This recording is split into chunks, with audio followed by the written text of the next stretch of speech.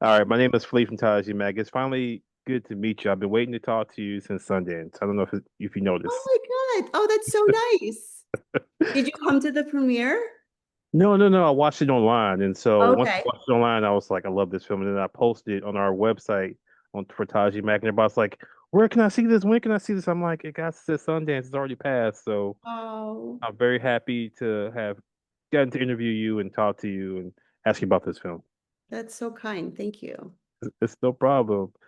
So, what brought you into this I call it a very mature, romantic film for me, anyways, because I'm used to seeing like the love triangles be so messy, but this one is like, to me, very mature. Can you talk about that, please? Yeah, yeah, like the producers and I constantly talked about how this was an adult romantic film.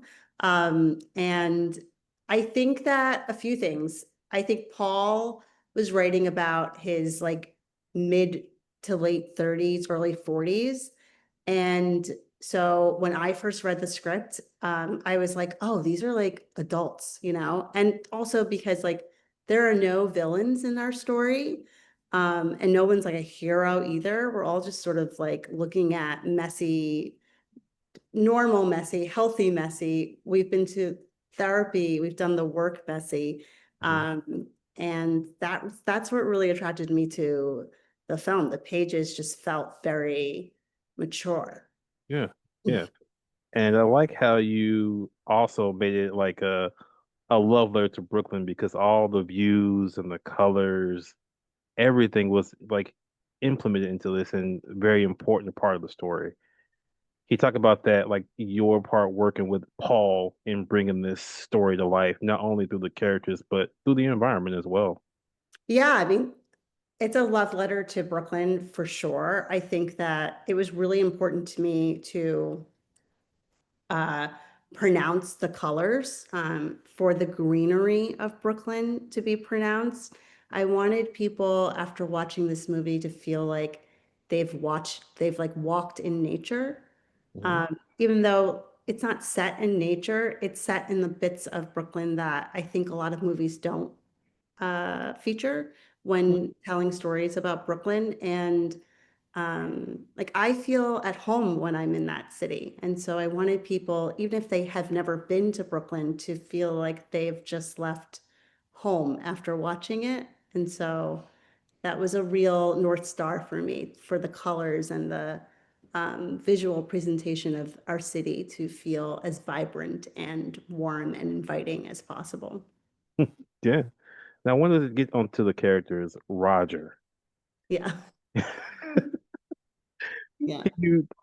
You talk a little bit about how do you think he got to this point of the love triangle without giving it too much away, of course.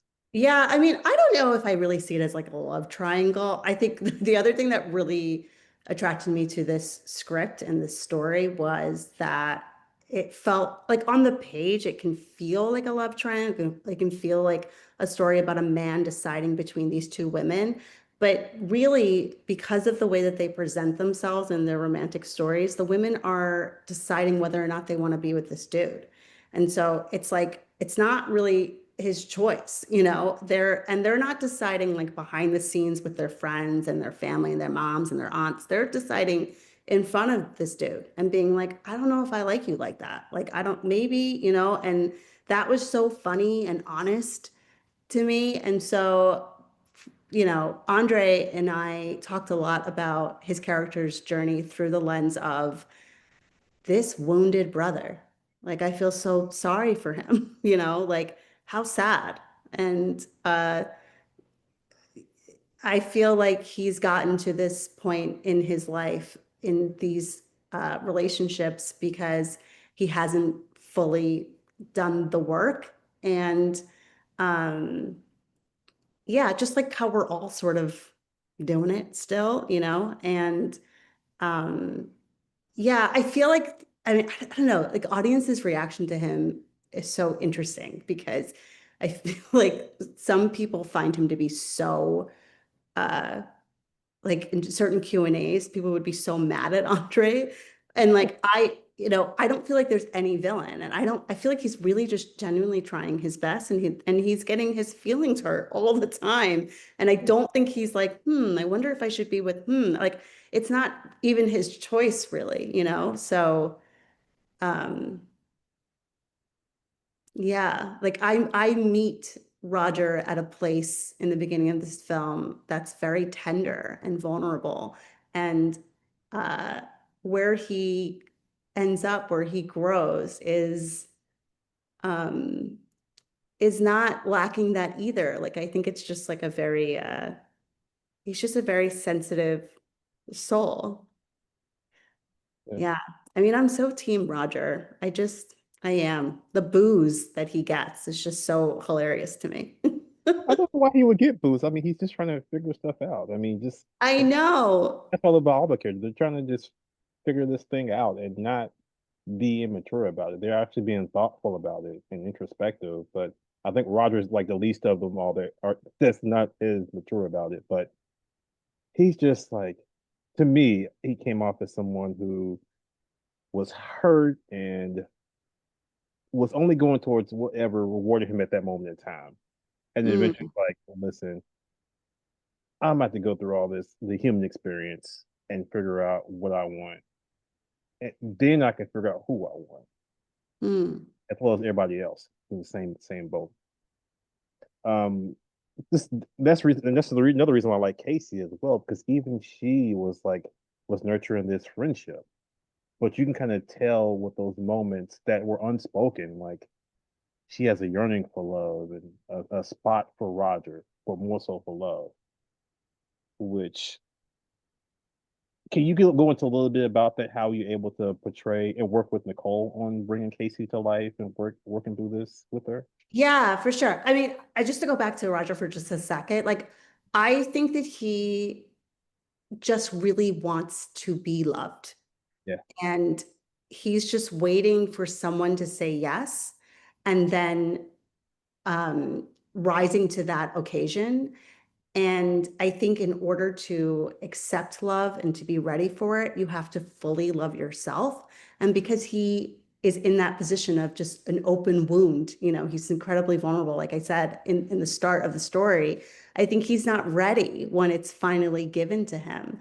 And so that's his process. And I think, Casey, um, it's funny. I recently watched the movie with my best friend, who is like my rom-com friend, like the one who loves all of the like romantic movies ever. So I was so nervous about what her feelings were going to be. And she fell in love with Casey. And so did I, because she's weird and she's quirky and sensitive in a way that we don't normally see Black female characters being. Um, and nothing's like overtly wrong with her, but something is sort of wrong with her all at the same time. And I loved that duality. And it's a complex thing to play. And Nicole Bahari and I talked so much about um, that weirdness, that like interesting, eccentric shit. And I remember a text that I got from Nicole when I was in post and I was editing, and she was like, "Don't take out all the weird." And I was like, "Girl, I am not going to do that. I'm going to keep in as much as possible." Nicole is just such a dream to work with. She's such an artist. Um, I mean, she's just like an actress that I had been like dreaming of working with since I was someone who thought I could make a movie. So it was just so exciting to work with her. And yeah, I think the thing that I left that experience of working with Nicole with was like uh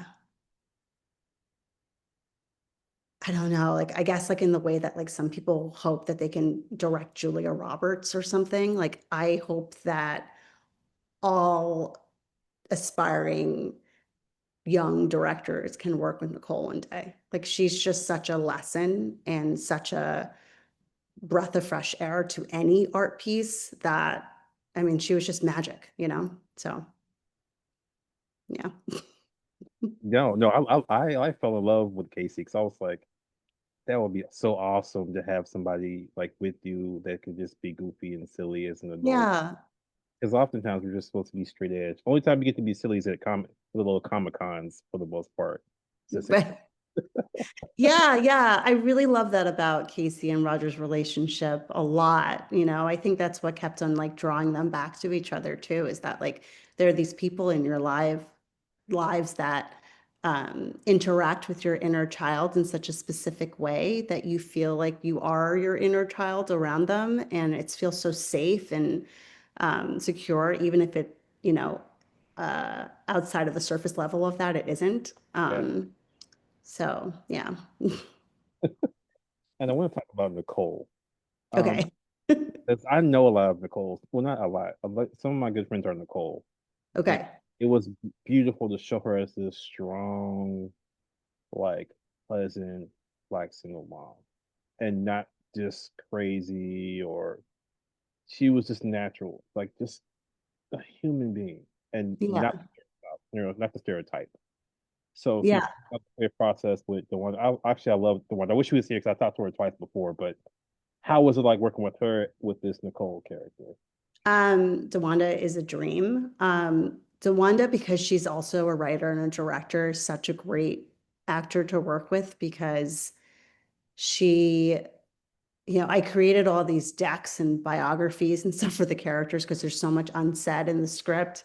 There's so much subtext that you sort of have to fill in order to create the fabric of the film. And when she was cast, she created her own deck. And it was just this moment of like, talking about playing with your inner child. Like we were both like giddy and playing together and talking about her character and stuff. So that was just like such a joy. It was intentional that Nicole, the mom of our story, was gentle but firm. I feel like, I mean, and it's such a privilege to be that kind of mom. I was pregnant while shooting this movie, and I didn't become a mom until post, Mhm. but it was very intentional for me to create a Black female character mom who was kind and patient and giving to her child in that way. Um, and she's a very privileged woman. She lives in a gorgeous brownstone in Brooklyn. And so she has the privilege of having the patience to be that kind of mother. But like you said, like she wasn't stereotyped. So like it was our opportunity to show a different kind of mom, like someone that looks like us who is capable and able to be that kind of mother. Mm. So two of the scenes that broke my heart. One was the the conversation between Roger and Casey, and then again with Roger and Nicole. Okay. How many shots did it take? One with Roger and Nicole. I know which one you're referencing with Yeah, Casey. yeah, yeah, yeah. Towards like the almost towards the third act, I would say. Um, was that like how many reshoots did you do of that? Because I was heartbroken. I was like, poor Roger. Jesus. Yeah. Yeah. You're talking about the staircase one and then the outside staircase Outside. one with Nicole. Yeah. Yeah, so both of those have tiers, and we did those multiple times because we were shooting an independent film. So we couldn't just like do it in one take. And like just working with stellar, brilliant, genius actors was really the key there. Like I remember um not to give it away, but one of them has a single tear, and that single tear was delivered multiple times because that actress is a genius, like just an absolute genius.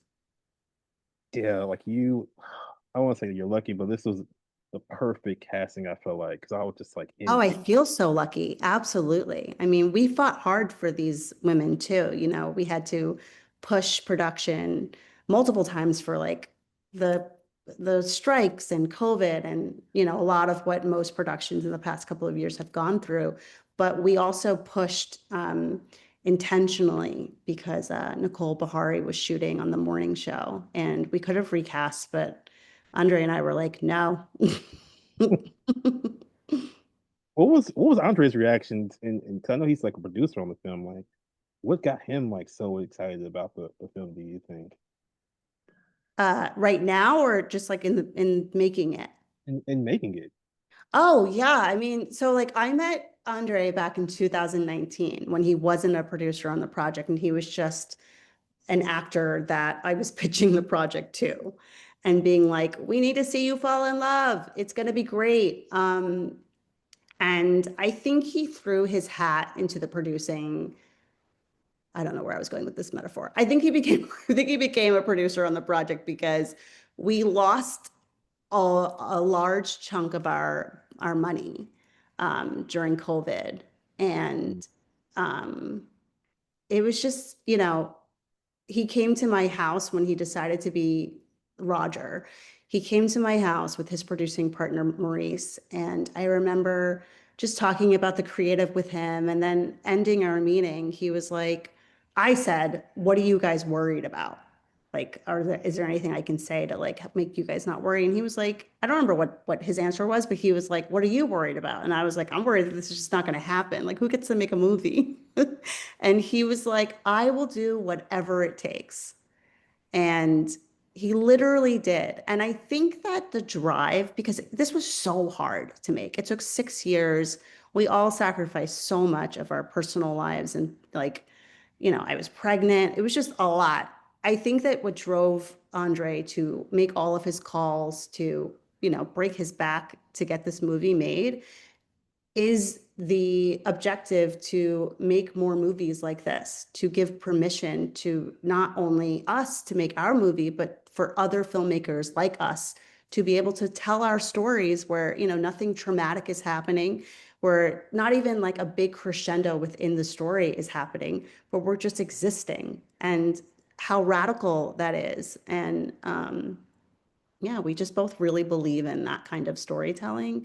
It's sad that that's such a novelty, but it's also kind of cool and radical that it is. And I think that's definitely what drove him.